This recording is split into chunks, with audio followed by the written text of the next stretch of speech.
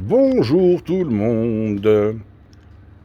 Il est temps pour moi de commencer cette série que je vous ai promis sur les mariages mixtes et multiculturels. Et je vais parler aujourd'hui de la multiculturalité. Parce que un mariage mixte, c'est quelque chose de juste... c'est un terme légal, j'ai envie de dire. C'est un mariage entre deux personnes de nationalités différentes. Mais on peut avoir deux nationalités différentes et une culture quasi similaire. J'ai envie de dire que si un Français épouse une Belge, c'est un mariage mixte.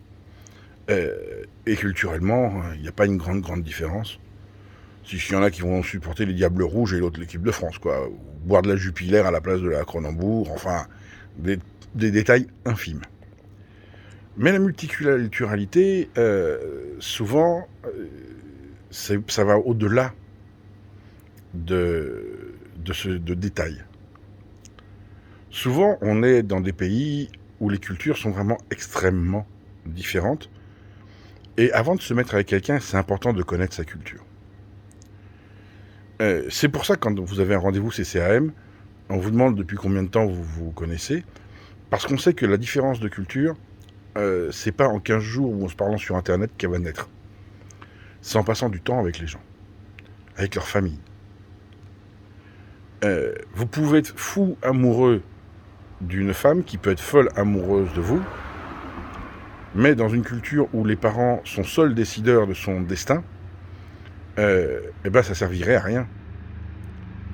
Pourquoi ? Parce que vous ne pourriez pas vous marier ensemble, parce qu'il y aurait un refus familial. Et que dans beaucoup de pays, le refus familial entraîne un refus des administrations. C'est important de le savoir. La culture, parfois on la découvre après.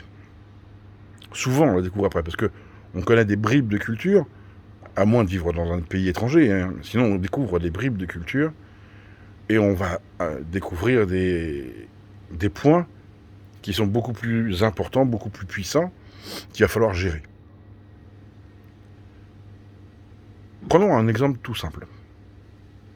Le fait, pour les musulmans, le jour de l'Aïd al-Adha, dit Aïd al-Kabir, d'égorger un mouton. Vous allez me dire, oui, mais là c'est religieux. Alors non, d'abord c'est pas religieux, on est vraiment dans le culturel et non pas dans le cultuel. C'est un grand débat entre savants, mais c'est comme ça, c'est que vraiment on est dans le culturel. On peut se dire, ouais, c'est pas grave, mais le jour où vous êtes fiancé avec une jeune femme, même si les fiançailles n'existent pas en islam, mais on vous expliquera qu'il faut quand même le faire pour montrer aux voisins que vous êtes impliqués, etc. Parce qu'il y a toute cette culture aussi de l'archouma et tout ça, et c'est très complexe, attention, on est vraiment dans un jeu hyper complexe. Vous allez acheter un mouton que vous allez payer un prix incroyablement cher parce que vous êtes étranger, donc vous allez vous faire baiser, c'est le but du jeu. Il faut que ce soit un beau mouton pour bien montrer que vous êtes un homme qui peut prendre soin de la femme dont vous voulez. Vous le montrez aux tantes, aux oncles, aux grands-parents. C'est pour ça, hein, là on est dans du paraître. Et en soi, acheter un animal, c'est pas grand-chose, de l'argent on s'en fout. Hein. De toute façon, quand on se marie, on sait où on va. Et après, il va arriver le moment où vous allez devoir vous sacrifier l'animal. Parce que pour la famille, c'est vous qui allez devenir le chef de famille de votre famille quand vous aurez épousé la fille de la femme, et elle va vous le demander. Et là, est-ce que vous êtes culturellement prêt à le faire, et à bien le faire ? Cette question, posez-vous-la.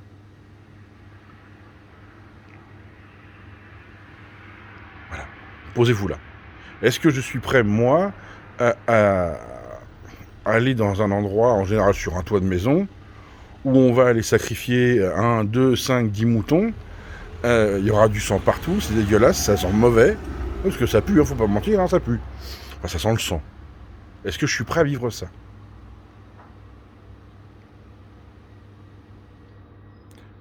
Il faut en parler avec votre future compagne. Si vous êtes vegan, je vous le déconseille. Hein. Vous allez souffrir. Hein. Mais il faudra le faire.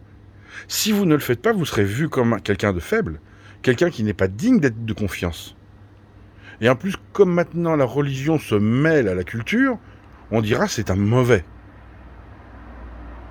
Vous voyez ce que je veux dire? La culture, c'est ça. Le multiculturel, c'est pas non plus imposer sa culture à l'autre. C'est accepter l'autre dans ses différences. Alors, je sais qu'il y a beaucoup de gens qui vont me dire « Ouais, mais en islam, de toute façon, l'homme doit se convertir. » On sait tous très bien que 98%, et encore je suis gentil, des conversions sont des conversions de papier.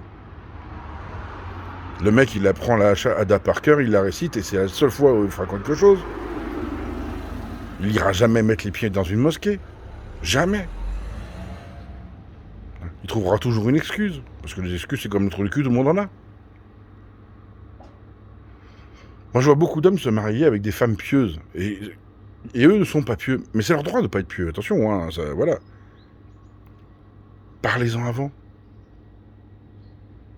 Dites à votre femme, ben voilà, moi, je respecte ce que tu fais, hein, je respecte ta culture, je respecte tout. Mais moi, je ne fonctionne pas comme ça. Moi, je ne vois pas les choses de ta façon. Il faut le faire avant. Parce qu'après, ça crée des tensions telles que c'est des divorces. La multiculturalité, c'est pas renoncer à sa propre culture pour celle de l'autre. Moi, quand je me suis marié avec mon ex-femme, qui est musulmane, j'étais musulman aussi par conversion avant, mais bon, ça c'est autre chose. Il était hors de question que j'abandonne ma culture française. C'est pour ça que ma fille a un prénom mixte. Marie Nisrine. Ça rend hommage à sa culture française et ça rend hommage à sa culture arabo-musulmane. Et ma fille apprend la culture française et la culture arabo-musulmane. C'est une richesse. J'ai appris énormément de la culture de ma femme. Et elle a appris énormément de ma culture. La multiculturalité, c'est ça. Parce que c'est pas vrai. Un mec qui va dire « Moi, je vais tout faire pour ma femme, je vais tout faire », il y a un moment, ce sera pas vrai. Quand le mariage sera fait, que vous allez rentrer chez vous tranquillement, et que la vie fait que ça va être différent. Et dites-vous que votre femme, en plus, je parle homme-femme, hein, mais ça peut être l'inverse, va arriver dans un milieu hostile. Elle est loin de sa famille, loin de ses amis. C'est pas la même langue qu'on parle. Et elle va se retrouver souvent seule à la maison. Elle peut sortir de la maison, hein, mais c'est pareil, c'est pas... Il y a un moment de solitude immense. Et ça aussi, il faut le préparer. Et pour passer ça, ces premiers mois, c'est les moments où il faut apporter le plus d'aide à sa conjointe ou à son conjoint, mais aussi l'envoyer vers l'éduquer dans ta culture. C'est là où il faut lui trouver des formations dans les associations. C'est là où il faut se battre pour qu'elle comprenne la culture française. Parce que la culture française, c'est pas ce qu'on voit, c'est pas ce qu'on voit au journal. C'est pas ce que les MRE vont dire quand ils rentrent au bled en disant c'est fabuleux, nanani, nanana. On sait très bien que, je prends le chiffre des Marocains, 76% des MRE en France vivent dans du HLM. On sait ce que c'est la vie en HLM, c'est pas le pied. Faut pas se mentir. Donc tout ça, faut le préparer, l'autre. Faut expliquer que le pain, c'est pas 1 dirham, c'est 1 euro. C'est 10 fois plus cher.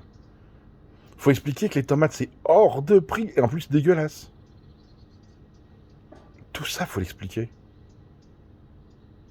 La multiculturalité, ça se prépare en amont. C'est vraiment important de le préparer en amont. Si vous ne le préparez pas en amont, vous êtes foutu. Votre couple est foutu.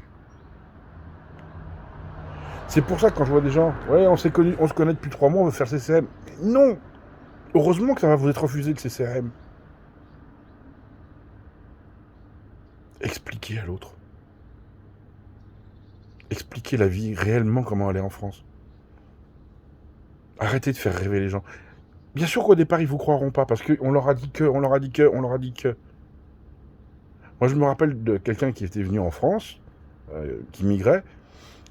Il était persuadé qu'on trouvait des billets de 50 € par terre en France. Alors, je sais pas vous, hein, moi, j'ai jamais trouvé un billet de 50 € par terre. Des pièces de 50 centimes, ça arrive, mais des billets de 50 € jamais.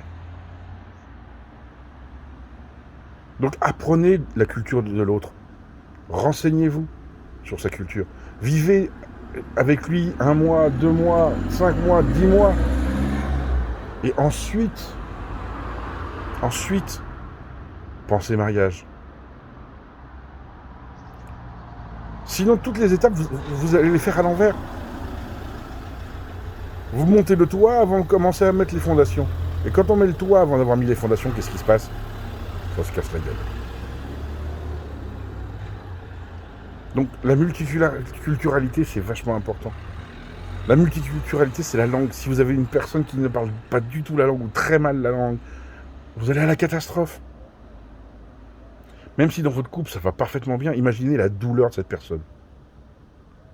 Ça veut dire que la personne que vous aimez le plus va souffrir à cause de vous. C'est vraiment ce que vous voulez? Moi, je suis pas sûr. Si vous avez des questions, n'hésitez pas à me les poser.